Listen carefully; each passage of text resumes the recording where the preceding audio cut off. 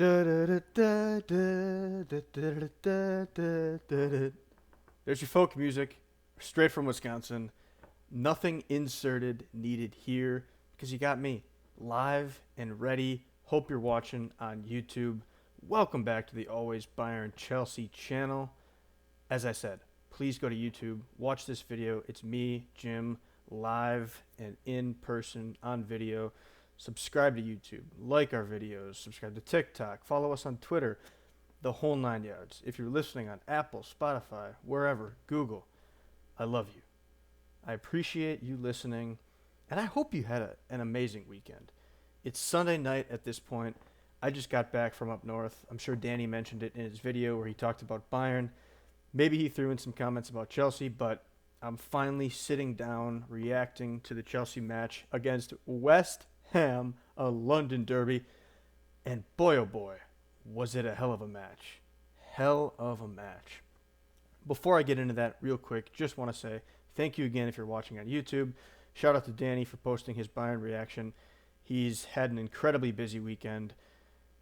Again, shout out to him for that, for staying in the loop with all things Bayern, and also for his derby car team doing so well with Direct Supply and at the Milwaukee Mile. Just absolutely special. So shout out to Danny for that. Shout out to Bayern Munich for a massive, massive win against RB Leipzig. I mean, we're talking about just an insane win for Bayern Munich over RB Leipzig. So shout out to them. I'll actually react a little bit to that as well. I just watched the highlights. Might watch the full match as well at some point for Bayern Munich. But on to Chelsea Football Club. They were playing West Ham in a London derby at the London Stadium on Friday, 2 p.m. Central Time over here in the United States, 8 p.m. Friday Night Football kickoff in the EPL, the first match of the Matchday 2 week in the English Premier League. What a match. Chelsea end up winning 5-1. And that first 30 minutes, boy oh boy, was it a roller coaster for me. So I'm up north, staying in Hazelhurst, Wisconsin. Shout out to my family, the Kempinger family. My great aunt, shout out to her for letting us stay in her cabin. I was kind of debating, do I go to a Starbucks, watch on my laptop or my phone? Do I try to find a bar? You know, it's a Friday afternoon in Wisconsin. I figured there wasn't going to be a lot of bars that had stuff on TV. So I find myself tooling around Minocqua, tooling around the shops, and it's an absolutely great time. End up going to Murtaugh's Pub and Tavern, little Irish pub, downtown Minocqua. And I'm kind of sitting there for about an hour and a half, you know, having a couple old fashions. Brandy Sweet is my old fashioned of choice. The classic, if you're a Wisconsinite. End up having some mac and cheese bites. Maybe chewing on a little bit of popcorn at the pub. 2 o'clock rolls around. I say to my girl, the bartender working, hey, you mind turning on USA Network? There's a soccer match on. And, of course, she ends up turning it on. Golf was over for the day. And so I get to watch in the pub. You know, there's people coming and going, but I'm staying there. I ended up being there for probably 4 hours at that point. And it was awesome because Chelsea was on the big screen, and I couldn't have been happier. So let's get into this match because it was interesting. Cole Palmer goes out after warm-ups. Apparently has a groin injury. We still don't know how serious it's going to be. Sounds like he may be out until after the international break, which is fine by me. Don't risk anything. You might as well rest until then. But that was really worrisome, you know, when the match is just starting and we're learning of this news. So shout out to the Chelsea boys for really staying strong and doing the thing after that news. The lineup was then as follows, with Liam Delap at the top, Pedro as the 10 second striker behind him, Neto on the left, Esteval coming in on the right wing, replacing Cole Palmer. So that was the guy who came in for Palmer when he was a late scratch, was Esteval. Enzo and Caicedo in the midfield, and then he had Cucurella, Tosin, Adara Bioyo, Trevoh Chalobah, Melo Gusto, and Robert Sanchez playing goalie on the day. Seemingly, you know, Enzo Maresca likes to rest Reece James at time, really keep his body in order. And I think he likes the differing styles that Melo Gusto and Reece James both have. we were going to see more bombing up and down from Gusto in this match for whatever reason. I think Maresca saw something in the matchup against West Ham that was going to be the move. And I mentioned this with Danny in our preview that Gusto is a good replacement to have for James for that very reason, especially when I was expecting a more open match. So that was interesting to me. The other move was bringing Tosin back into the squad. I think it was always going to make sense. He comes in for Achimpong. Chalobah once again starts as a center back. And then you had the change in the attack. That first match against Crystal Palace, it was Neto, Palmer, Gittins, and Pedro. Now we bring in Liam Delap, but Pedro stays in as a second striker. And boy, oh boy, did he have success in that role, which I'll get to. But let's also realize how good of a match Liam Delap had up top. Did he get an assist or a goal? No, but his hold-up play, his IQ making runs, the way he takes center backs out of the equation to open up space for his teammates, I think is hugely important, and we're going to see that going forward. He just offers something different that João Pedro wouldn't be able to up top as a striker, and the fact that they can play together then, even you could bring in Palmer in this, and Pedro would do so well in that middle, even throw him out on the left, whatever the case may be. Just excited that Delap was able to come in and play so well with Pedro in the lineup. So, this match started off kind of interesting. Chelsea slowly controlling, but not doing a ton necessarily. And then all of a sudden we see Esteval get a little too fancy, try a back heel. Paqueta steals it, waltzes into the Chelsea defense. I mean, completely waltzed into the defense. Nobody stepped up to get him after the Esteval turnover. Beautiful strike by him to go up 1-0. I mean, an absolutely unreal strike. I really couldn't even be mad at it because of how special it was. So yeah, it's just it was quite unreal. Robert Sanchez, could he have done better potentially? But really, it's on the center backs, maybe Caicedo, to step up and do better against him in that case. So you go down 1-0. I'm thinking, oh shit, here we go again. I don't know. It's just one of those where you're just feeling dicey and not loving the way things were starting, especially coming off a draw when we would have loved to have a win and 3 points that first week against Palace. But Chelsea are able to come right back. And I think the important thing about Chelsea that we've seen over the last year and a half, under Maresca specifically, and even under Poch a little bit toward the end, is that they're able to bounce back so quickly. And that's so huge to me, because if you go down early, you need to be able to show. We saw this against Real Betis. We've seen it a lot against teams. Chelsea can bounce back. That's huge as a young team. And bounce back they did.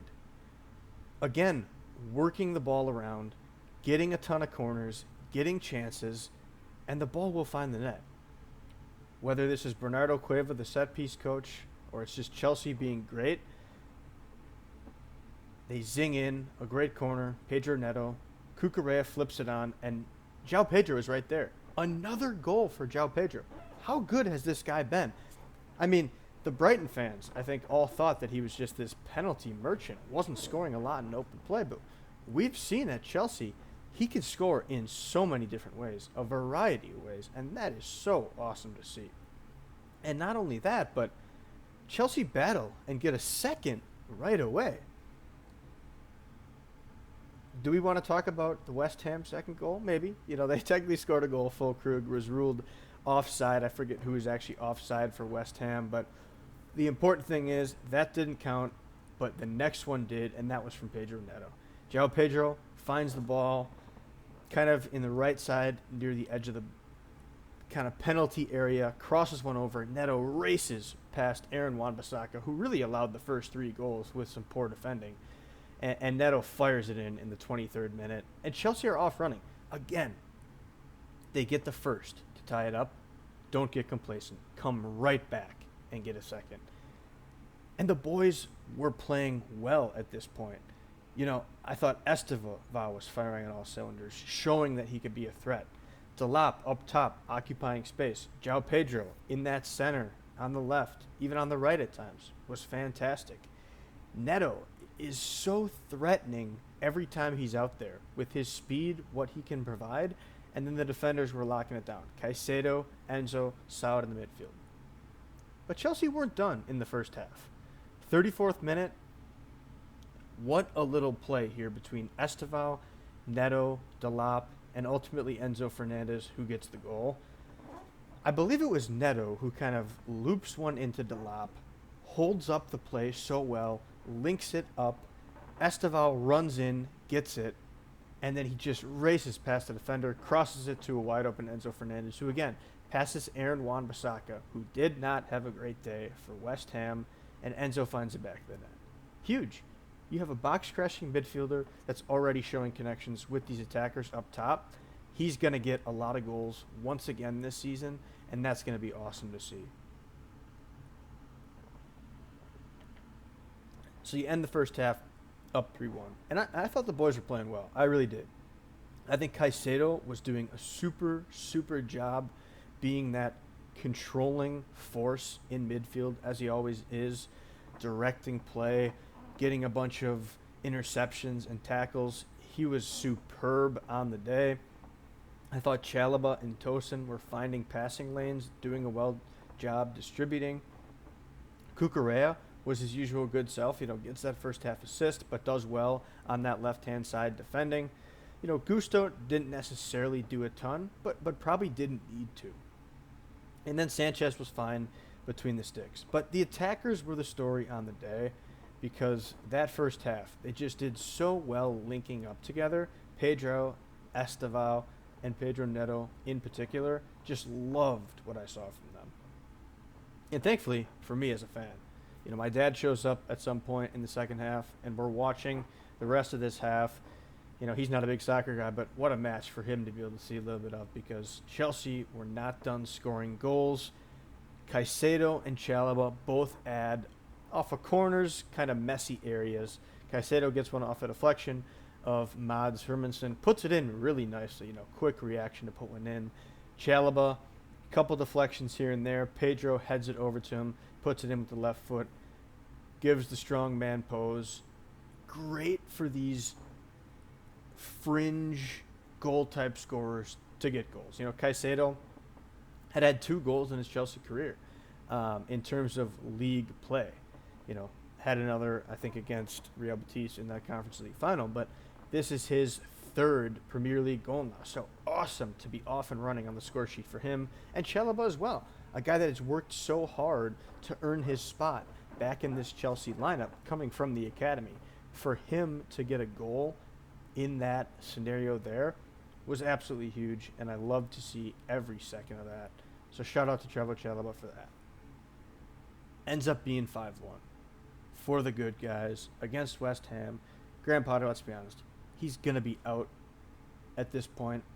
He's just, he doesn't provide much for the Hammers. He didn't do much in Chelsea. I just don't know how long he can keep up this charade of being a manager in the Premier League. I just don't know. And I think he had success kind of riding in and then at Brighton and outside of England, but I just don't see him being what West Ham needs. Clearly they're undisciplined, not good defensively, not great in attack, really besides Paqueta and Jared Bowen at times. I don't know. That team to me just is not doing enough. So that's part of it. But Chelsea also dominated really after they gave up a goal to West Ham. Really controlled the rest of the match, 59% possession. Same amount of shots, but 7 big chances out of those 12 shots. West Ham had 1 big chance out of their 12 shots. So that to me was huge. Took advantage of corners. Actually had 2 less corners than West Ham, but really were able to take advantage of what they did with those corners. But 19 tackles as opposed to West Ham's 11. That was huge. 7 shots on target. 10 shots inside the box. I mean, that's just quite a lot. 5 big chances scored, so only missed 2. That's a great percentage. 26 touches in the opposition box. That's quite a few. And then just dominating possession as well. So absolutely massive for Chelsea to get this victory against West Ham. And I just think the boys were firing. The boys were fired up. They wanted 3 points after a tough draw to Crystal Palace. And again, what they were able to do coming from behind when you start off down 1-0 is absolutely massive. I can't talk about that enough. Let's not forget, they are an extremely, extremely young team. But they don't care. They've beaten PSG now and become champions of the world. They won the Conference League coming from behind 1-0. So I think whatever Maresca's doing to build camaraderie and squad unity and just being a man manager is absolutely phenomenal. And I can't wait to see where Chelsea go from here. This is playing without their best player, Cole Palmer. At the last second, gets ruled out. And Chelsea just say, okay, we'll let West Ham score. We'll give them a goal. And then we'll fight tooth and nail and crush them. Absolutely crush them. Because that's just what they do at this point. Yeah, they're young, but they're fun. They're playing free right now. If they can just ride this momentum, it's going to be so huge to start the year off really strong. Chelsea are third right now. There's only 2 teams that have won both games, and Liverpool will probably join that. They must play tomorrow. Yeah, it looks like they do play tomorrow. We'll see what happens in that one. But at worst case, Chelsea are going to be 4th place after 2 games with that. And this is the time. This is the time where Chelsea really got to come out strong here and do well when they're playing in London before this international break, and then even after when they're playing some easier matches as well. It's going to be huge. Going to be huge. On to some player awards. The Batman of the day with his sidekick Robin. You got to go João Pedro. You got to go João Pedro. Goal, 2 assists. And I'm just going Neto as my Robin because I love the 2 Pedro's connections. The Portuguese, obviously because Brazilians, they speak Portuguese. That connection. Neto is just a solid, consistent force at this point. He gets a goal, gets kind of a hockey assist, if you will, his corner that leads to that first goal. He's a guy that's going to be showing up in big moments and being consistent, and that is absolutely unbelievable for him. Underrated player of the day. We're going to say it every time. Moises Caicedo, somehow still underrated all the time for this Chelsea team. Massive what he does, holding down the entire midfield. I mean, he does it all. He's basically a center back in possession as well for Chelsea, which is massive. Allows the fullbacks to either invert or push up, which is huge for the team and for what Maresca wants to do. And then he gets rewarded with a nice goal. Nice reaction goal, as I discussed. Love Moises Caicedo and everything that he can do for this team. And the defense was solid. Shout out to Tosin and Chalobah for holding down the fort. Absolutely massive for them. Subs that did come in that I will note. Santos comes in. Fofana, first minutes of the year. Absolutely awesome for him to do that. Hato comes in. Reece James, Jamie Gittins as well. And let's talk about my boy Reece James. Because I want to so badly get that Reece James black kit. I didn't even mention that they played in that new black 3rd kit. One of the best and sexiest jerseys I've ever seen Chelsea wear. Looks so good with the World Champions patch as well. But Reece James, the pass he made late in the match that bypasses 5 hammer players, gets to Esteval, who really should have taken an earlier shot, ends up kind of getting a shot saved. That pass, are you kidding me, Reece James, with that pass? Was that real? Are you kidding me with how good you are? Reece James, my boy. And my camera's getting all blurry now because I'm too excited about Reece James. What's going on here, camera?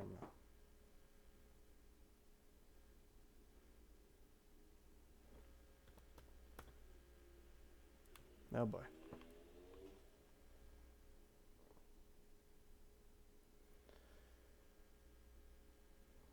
There we go. Thank goodness. If you just stuck through that mess that I just had to get to the point where I am now, thank you so much. I don't have Danny to be able to edit this video, and even if I was going to try out my editing skills, nobody wants to see that. But that was a little brutal there for a minute. That's maybe my cue to stop talking about Chelsea. I actually do want to talk about Bayern a little bit here because I watched the highlights, loved what I saw from them in their match against RB Leipzig. So let's talk about that. They win 6-0. Kane gets a hat trick. Elise a brace. Luis Diaz gets his first Bundesliga goal for Bayern.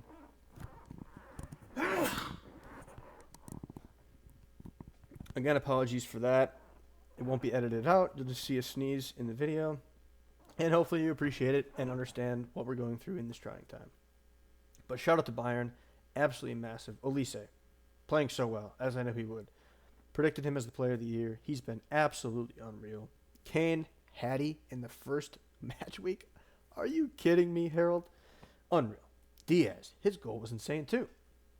But I want to give a shout out to Serge Gnabry, a man that has been called out of shape, a man that has been criticized for performances over the last 2 years, a man that has won everything with Bayern Munich, and yet people just don't respect him to the level he needs to be respected, whether that's on Bayern or on the German national football team. Shout out to Serge. He looked so good in this match, in my opinion. The things he did that were so good for Bayern. So shout out to him. Bayern will look ahead now in the DFB Pokal. The first round, they will be playing Wehen Wiesbaden. Who knows if I said that correctly, but I'm doing my best here. They are in the third tier of German football, currently in 6th place out of 3 matches played. A win, a draw, and a loss for them in that third tier of the Bundesliga. We'll see what happens. I think this is a huge opportunity on Wednesday for Bayern to go out and put out a lineup of some scrubbier players, to be completely honest. I think Von Kohn Company can really give some time to see younger guys and guys that aren't going to get minutes. I think you'll see a Kim start at center back because Ta and Upamecano have been starting. But then, you might see Stanisic at center back. You're probably going to see Carl start. You're probably going to see some of these backups start that aren't playing all the time and getting big minutes. Are you going to see Bischoff return? I don't think so because he's still going to be out after what I believe he had like an appendectomy or something, or maybe he had his tonsils out. I forget. One of those common surgeries that happens. But, you'll probably see a Boué start. Are you going to see a Kusei Asari start? I hope. I would love to see that. Give Kane some time off. Probably Pavlovic. Guerrero didn't even play against Leipzig. He's a guy that probably needs some minutes. Will you see Urbig start in goal? I would say probably yes. And then is Wisdom Mike going to get some minutes? So these are all things that you're going to see, in my opinion, Bayern in this DFB Pokal match. You got to use matches like this to rest your key guys, at least at the start of the match. If things go awry and you need to bring the Kanes on, the Kimmiches on, your Taz, Elises, fine. Then you can bring them on if it's 0-0 or you're down. But let's be honest. Bayern will not be down in this match against a third-tier team. And if this upset happens, I will eat my words and I will be shocked and have a ton of respect for this squad because that would be an upset for the ages. But I'm excited for this one. I'm not sure if Danny's going to be able to catch it, but I'm probably going to do my best to watch this one. Maybe I'll work from home or something to watch this DFB Pokal match on Wednesday, middle of the day here in America. Wednesday night football if you're watching over there in Deutschland. But I'm excited for it. So hopefully Bayern can put up more goals like they did against Leipzig. Let's be honest. They probably will. Early prediction from me, 5-0 to Bayern. On to Chelsea. In case I don't post another video this week previewing, and now that I'm thinking about it, I might, because I might react to Bayern's game Wednesday. But Chelsea do have Fulham on Saturday, early morning in the United States, 6:30 a.m. for me. And they'll be back home at the Bridge. Another London derby, 3 in a row for Chelsea to begin this year in the great year of 2025. Fulham coming off a draw. 2 draws, in fact, to start their year. They drew Brighton in Matchday 1, and they drew... Did they draw Forest? Nope, they drew Man United today. That's right. Yeah, controversial game. United ends up missing a penalty. Fulham tie it late. Amberim, again, is not able to string together wins. It's just crazy. Man United not looking good to start the year. Very interesting table if you look at the EPL. Obviously, we're only 2 match days in, but a lot of interesting things on the table, including 3 relegated teams being in the top 12, which is really, really awesome to see. I think we're going to see at least one of those stay up, potentially 2. But yeah, I think I'll preview this Chelsea-Fulham match in detail later this week after reacting to this Bayern DFB Pokal match. So for now, thanks for watching. Once again, if you're watching on YouTube, please give us a like, a subscribe. We're growing lately. We're probably going to do some sort of giveaway at 250 subscribers. We're 10 away, sitting at 240 right now. Danny's working hard. I'm working hard.